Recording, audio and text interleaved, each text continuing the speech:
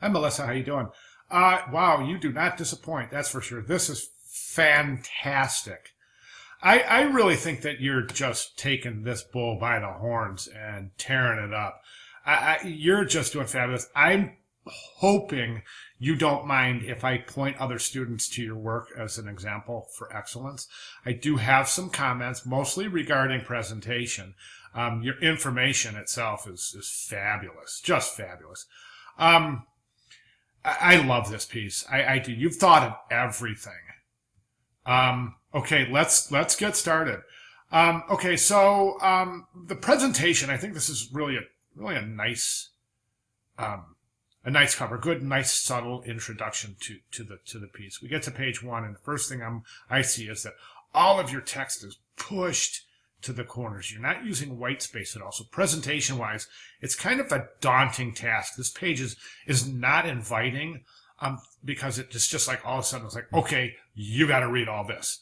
Do you see what I'm saying? And that's why white space is such a good design tool, is because it really allows people to rest. It makes a lot of text look like not so much text. This type is very, very, very big, for the relationship, to the size of the page itself.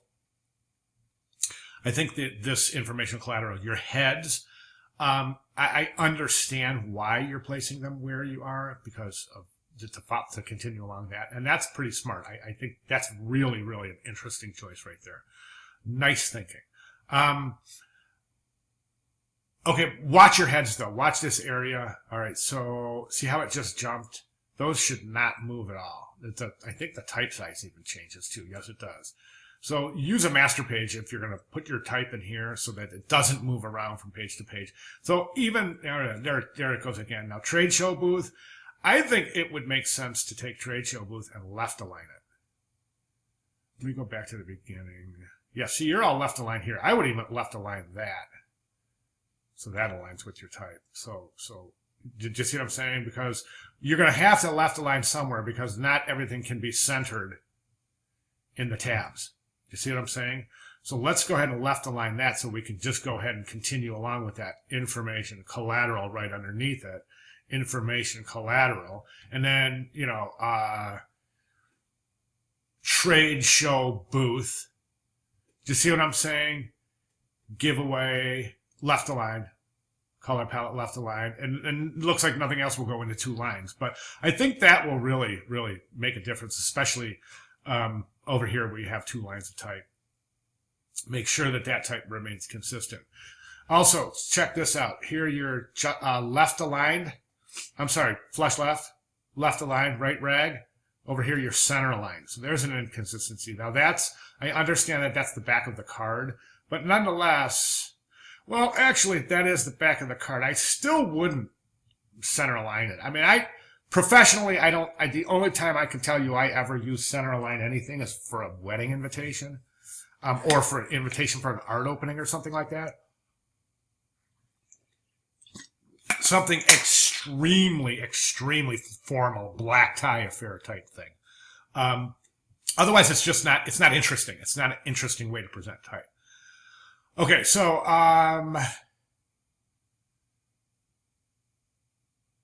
okay, good. This is great. Now, reduce, reuse, reduce, recycle. Reduce. Do we need that border? It's extra ink. Do we need that? I know I talked about this. I just want to push it a little further. Does that need to be green? Or can the type be green? Did you see what I'm saying? It'll turn a two-color job into a one-color job. Right now, this is a two-color job because you've got the green.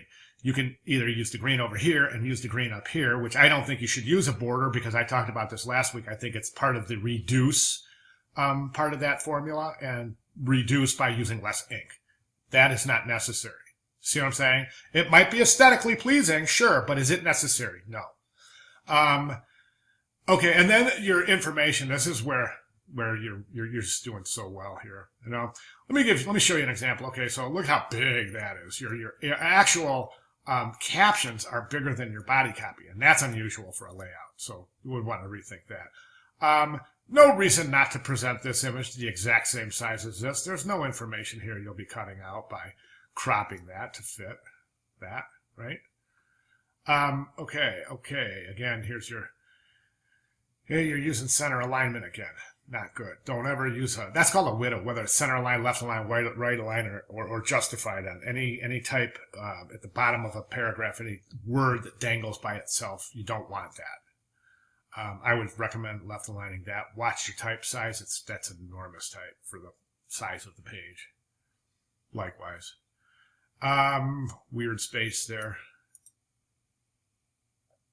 Yeah, other than that, I mean, I love this. I just think this is so good. Your materials list is as creative and inventive, using sustainable.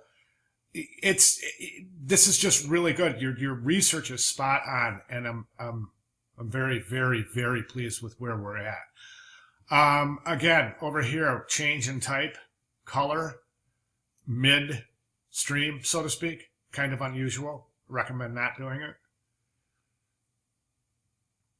Look how nice this page is. Look at the nice text. It's not too big. There's some space to work with. It's even my voice gets calmer when I look at this. Then I see something that's really like, okay, this is really starting to be large, and it's starting to draw attention here and here and here, and my voice is starting to get louder because I'm getting more, I don't know, I guess I'm getting more apprehensive looking at it as opposed to looking at a really calm typographic presentation. Okay, and of course I emphasize that example a little bit. I'm exaggerating, but hopefully I'm making my point. Good job on the cork lids. Good idea. Darn good idea. Love the wrap, Abigo wrap. Just fantastic stuff. Color palette, I recommend, let's get that drop shadow out there. Don't need it. Recommend always RGB and CMYK color values. Unless they're spot colors, then of course you'll give the Pantone equivalent. This looks like it's forced. I wouldn't put that on the side. I would just stick with your traditional layout. Remember, layout, pick a type size, pick a typeface, stick with it. Pick a paragraph formatting and stick with it. Okay. This big frame here, presumably you're using it because the background of the jar image is a different color than the white. I don't think that's a good solution. I think that there's a number of different ways you can approach this. My personal recommendation would be to go into Photoshop and select the jars and their shadows and get them off that background, put them right on the white background. It's going to be a little tricky, but it's not difficult at all. You can definitely capture those shadows along with the bottles. Or if you have any other techniques that you want to try to use too. So just so we can eliminate that frame. It's really, really distracting. I saw it somewhere earlier. Actually, we're seeing it in a couple different places. And presumably, it's because that background is a different background than your background. So, to me, it looks like you're trying to hide that fact. So instead of trying to hide it, let's work with what you have. Hope that makes sense. Okay, fantastic work. This is very innovative right here, the way that you presented that. Very good job. Outstanding. Okay, any questions, comments, or concerns? And like I said, I hope you don't mind if I point people to your work. Because this is exactly where I would expect students to be at this point in the project. So fantastic job. Thank you.